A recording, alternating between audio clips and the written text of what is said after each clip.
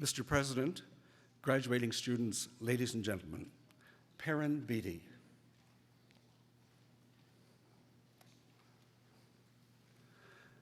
We are often told that in our digitized world, one must expect several different careers in a lifetime. By that standard, our honored graduate Perrin Beatty has been ahead of his time, having served Canada in many capacities.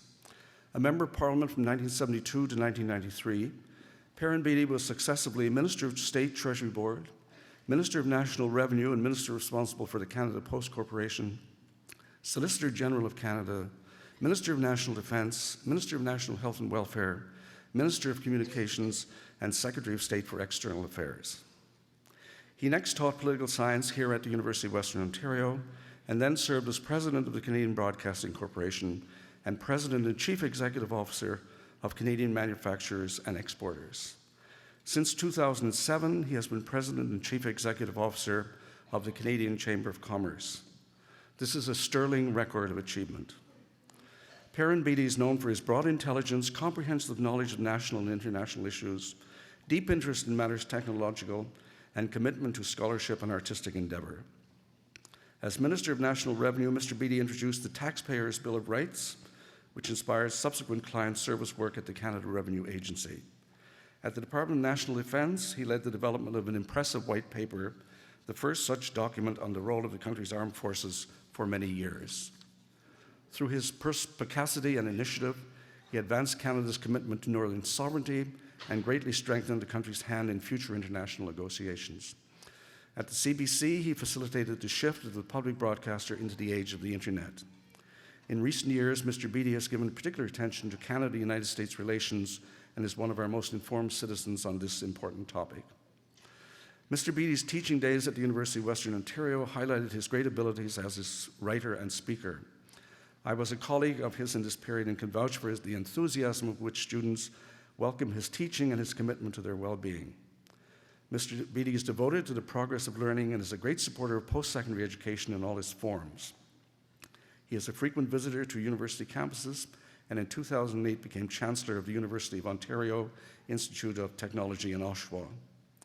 He is at the forefront in fostering our understanding of the knowledge economy and of how young Canadians can succeed in a world of technological change. As President of CBC, Mr. Beatty showed his deep commitment to Canadian culture by promoting policies that sought to facilitate artistic achievement in new and challenging media environments. He has traveled extensively in Canada, knows and appreciates the diversity of the country, and is devoted to its unity and continued economic, social, and cultural success.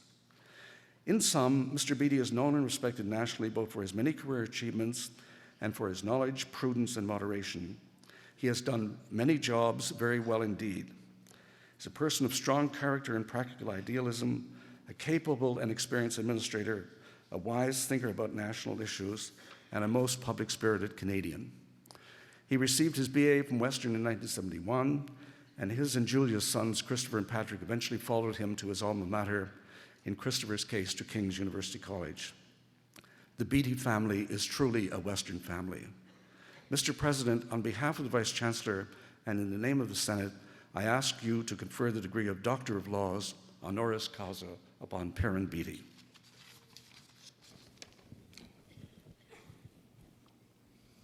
By virtue of the authority vested in me as Acting Chancellor, I admit you to the degree of Doctor of Laws, honoris causa. Congratulations, Dr. Beatty. Thank you very much.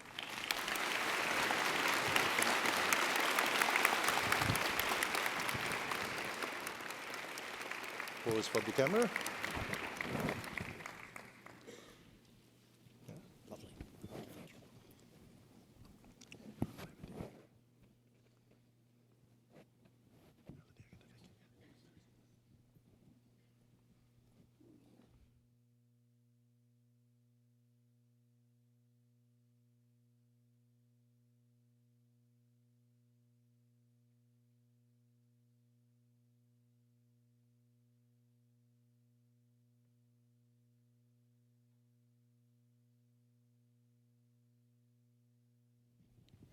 On behalf of all assembled here today, I should now like to invite our newest alumnus, Dr. Perrin Beatty, to address Convocation.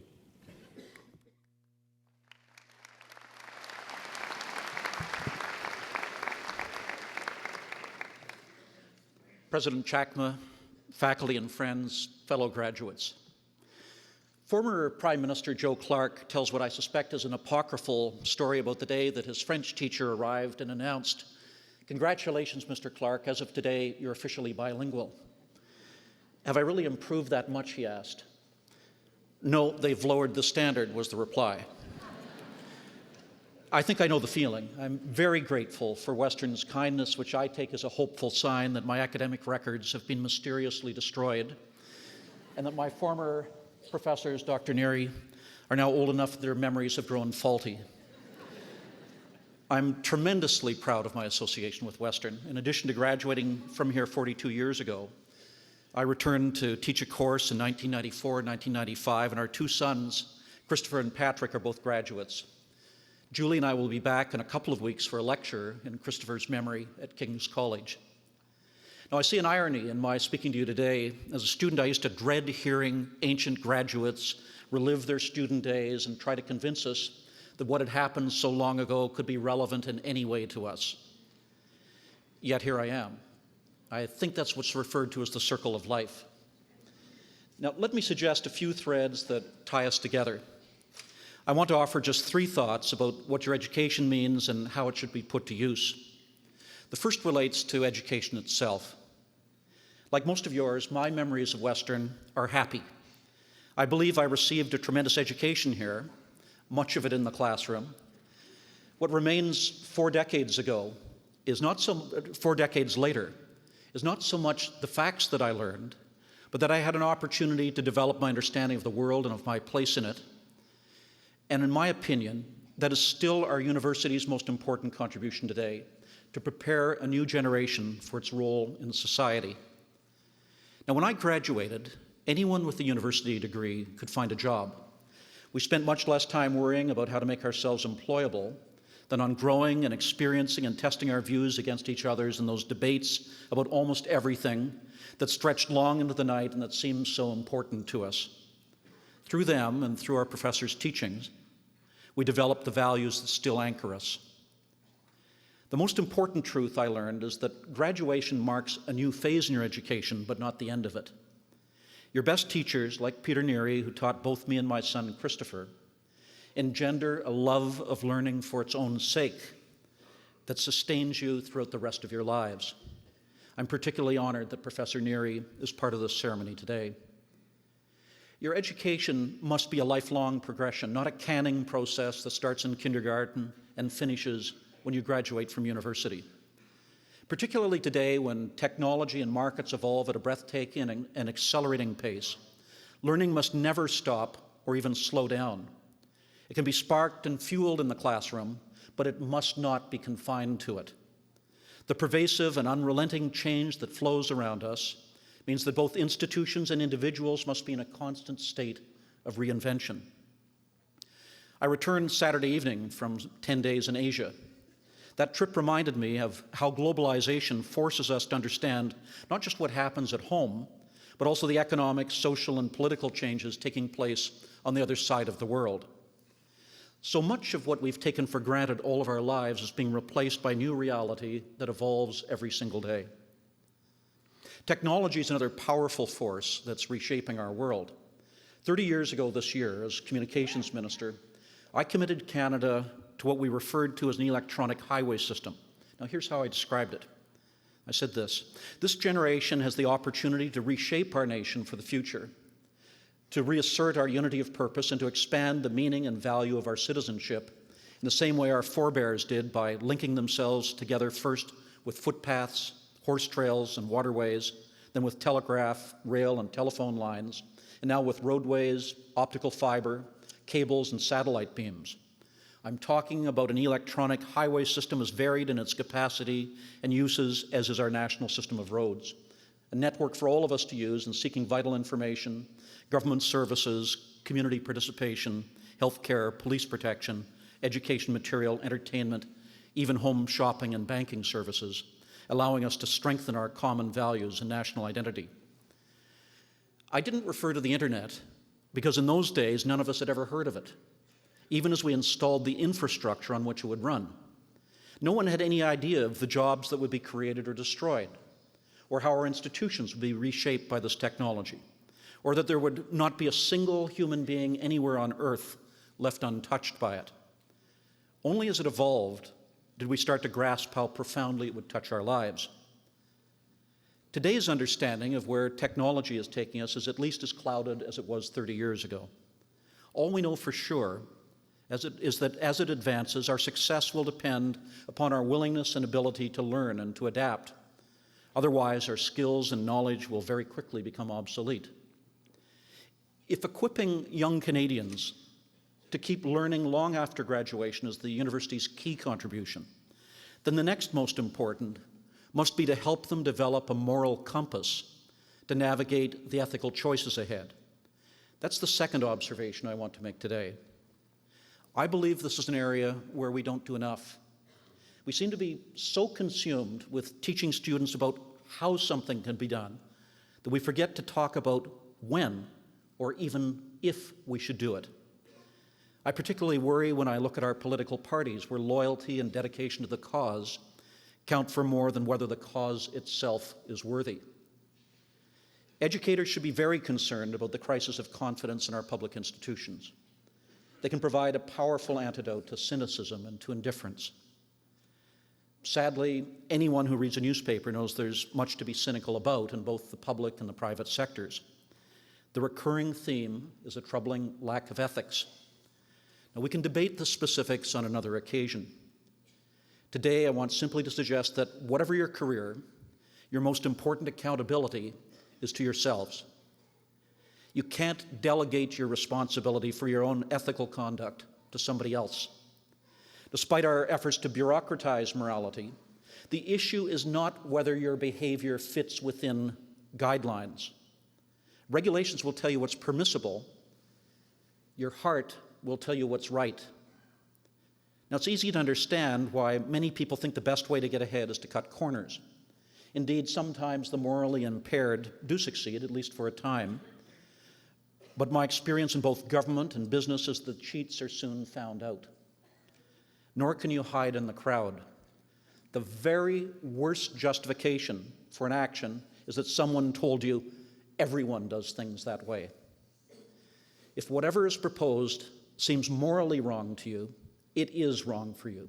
Walk away. My third thought concerns how I hope that you'll put your education to use. I attended university during a period of intense activism. No social institution, whether government, the churches, or the university itself, escaped the call for reform. We had long debates over issues like whether student parity on the Board of Governors would somehow help us to end war and racism. Looking back 4 decades later, there's no doubt that we were naive. But far more important than our naivety was that we believed that we could make a difference and that we had a responsibility to do so. No one thought that our actions just didn't matter or that we could escape our duty to make things better. What worries me today when I see so much anger that government, business, and even our educational system are failing us is that growing numbers of our citizens no longer feel it's worth trying to make a difference. As a former MP and cabinet minister, and perhaps even more so, as a citizen and as a father, I'm concerned about the state of our democracy.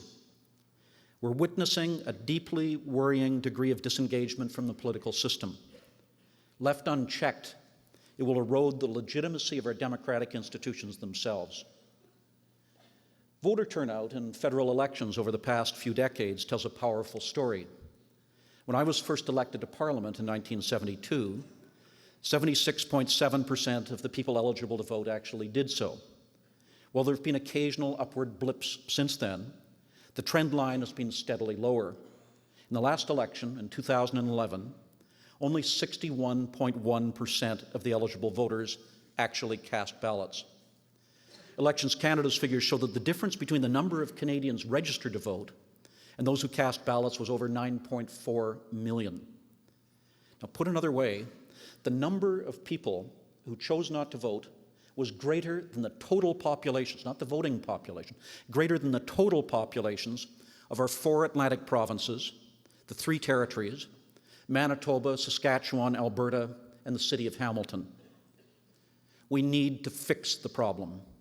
And a good place to start is with our current practitioners who could resolve to treat our democratic institutions and themselves with greater respect. If politicians continue to act as if they believe there's no difference between an adversary and an enemy, and that everyone has his price, they should not be surprised when the public starts to share that view. We also need a new generation to take its place rebuilding and revitalizing our society. We need you to commit yourselves to making a difference. President Chakma, last week you and I were together in China at Nanjing University. We watched a student who was moved when a former dean of law here at Western, Governor General David Johnston, spoke of a call to service. She got up and she asked how Chinese students could respond in their country. Today's graduates live in the most fortunate country in the world and are our best prepared, best educated generation. The question is how you will employ the knowledge and the skills that you acquired here. How will you take stock 50 years from now? You have every right to use your talents to advance your own well-being. Our educational system is designed to help you do just that. But I hope you'll set a higher goal for yourselves as well, to measure your success not just by the material possessions you acquire, but by the difference you make. We all have heroes whose examples shape our lives. Mine was my grandfather, a successful businessman who felt a duty to put back into the community. These words are carved into his gravestone. What I spent, I had. What I saved, I lost. What I gave, I have. My grandfather understood that what gives value to our lives is how we add value to the lives of others. It doesn't matter what career you choose. There are 1,000 different ways to contribute. On this graduation day, with all of the doors in front of you remaining wide open, it may seem much too soon for me to ask you how you'll judge your lives 4 or 5 decades from now. All I can respond is that the years will pass all too quickly. There will never be a better time than today to set your course. As you do, my plea to my fellow graduates is simply this, that you nurture the love of learning that will keep you relevant and renewed throughout your lifetimes, that you remain true to your own values, and you commit yourselves to leaving your society better because you were a part of it. Thank you so much.